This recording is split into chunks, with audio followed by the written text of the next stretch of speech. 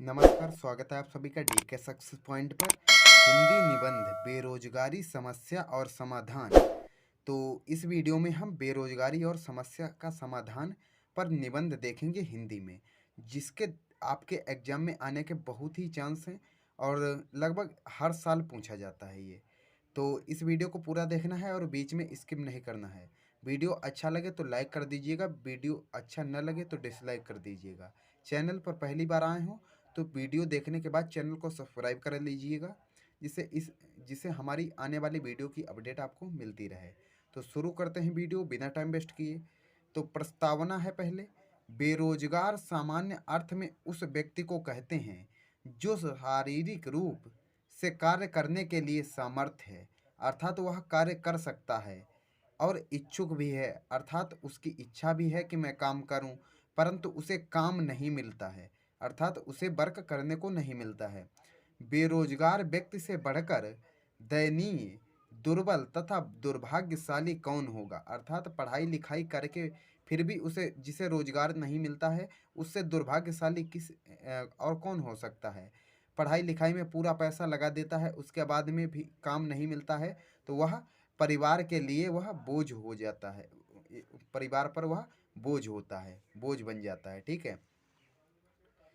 तथा समाज के लिए कलंक, अर्थात लोग कहते भी हैं कि इसने इतना पढ़ाई किया, पूरा पैसा इसमें लगा दिया, सब कुछ, फिर भी इसका कुछ नहीं हुआ, तो समाज के लिए एक कलंक हो जाता है।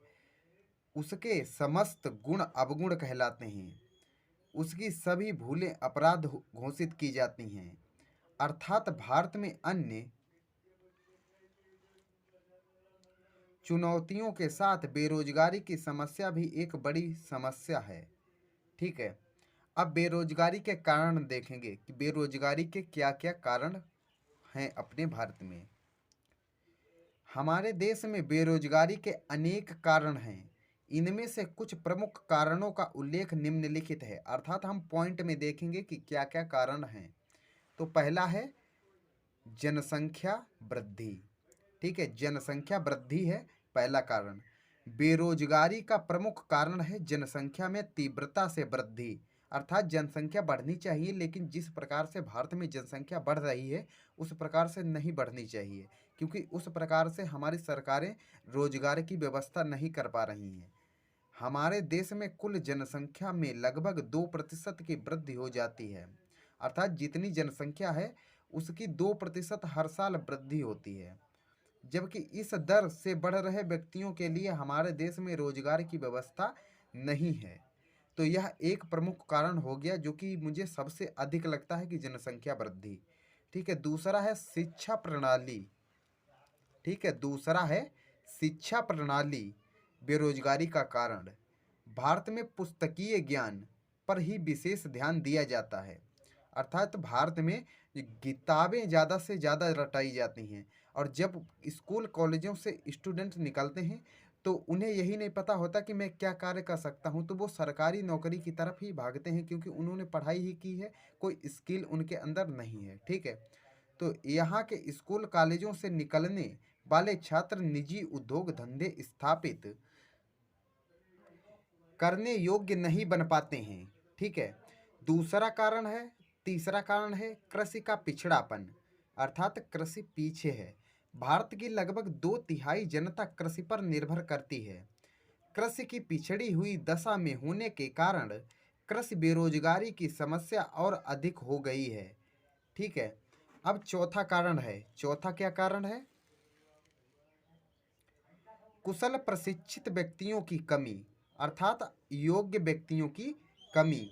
हमारे देश में कुशल एवं प्रशिक्षित व्यक्तियों की कमी है, अतः उद्योगों को सफलता से संचालन के लिए विदेशों से प्रशिक्षित कर्मचारी बुलाने पड़ते हैं। अर्थात जब विदेशों से लोग बुलाए जाएंगे तो अपने देश के लोगों को कैसे रोजगार मिलेगा। ठीक है।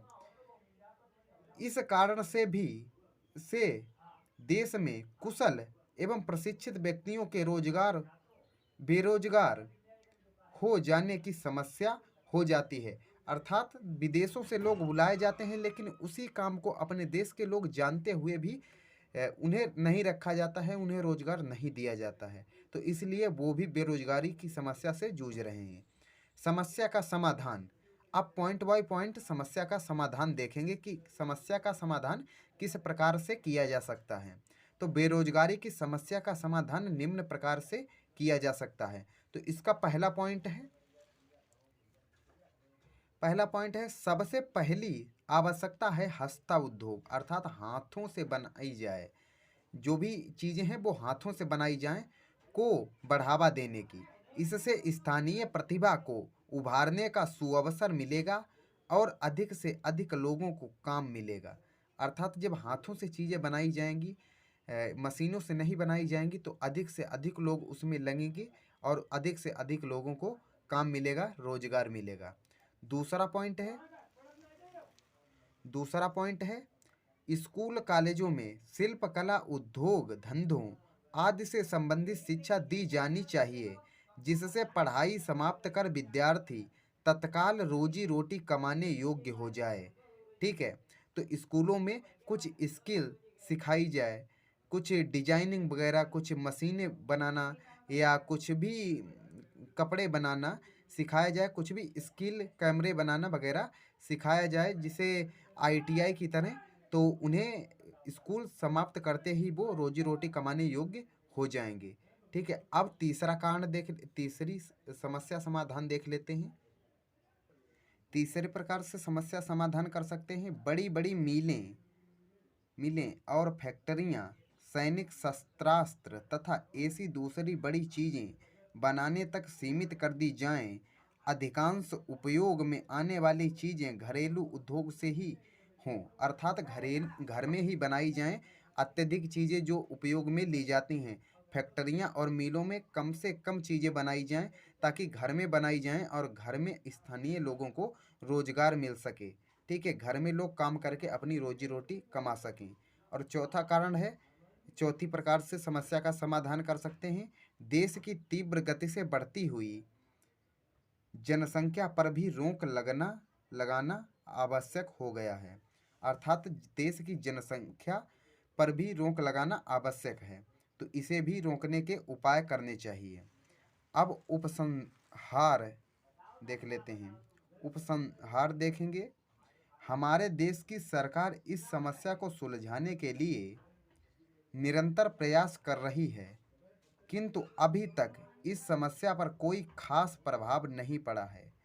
उत्तर प्रदेश सरकार ने जिला उद्योग पर कार्य करना शुरू कर दिया है, वहीं केंद्र सरकार इस समस्या को कई प्रकार से सुलझाने का प्रयास कर रही है, जैसे बैंक लोन आदि। तो इस प्रकार से आप बेरोजगारी की समस्या एवं उसका समाधान पर निबंध लिख सकते हैं।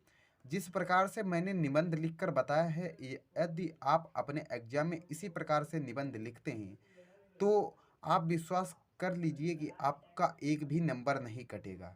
आपको इतना छोटा भी नहीं लिखना है जिससे कि आपके नंबर कट जाएं, और इतना बड़ा भी नहीं लिखना है कि जिससे आपका पूरा टाइम निबंध में ही वेस्ट हो जाए। तो आपको बिल्कुल सही लिखना है जिससे आपके पूरे नंबर मिल सकें। तो यदि आप चैनल पर पहली बार आए हैं तो चैनल को सब्सक्राइब कर लीजिए, बेल आइकन को प्रेस कर दीजिए, जिससे हमारी नई आने वाली वीडियो की अपडेट आपको मिल जाएगी। अपने दोस्तों के पास शेयर नहीं किया है तो शेयर कर दीजिए, जिससे इस वीडियो का लाभ उन्हें भी मिल सके। वीडियो अच्छा लगा हो तो लाइक कर दीजिए। यदि आपको कोई भी फायदा नहीं हुआ है, आपका टाइम वेस्ट हो गया है, तो आप वीडियो को डिसलाइक कर सकते हैं। और मिलते हैं नेक्स्ट वीडियो में, तब तक के लिए जय हिंद, जय भारत, वंदे मातरम।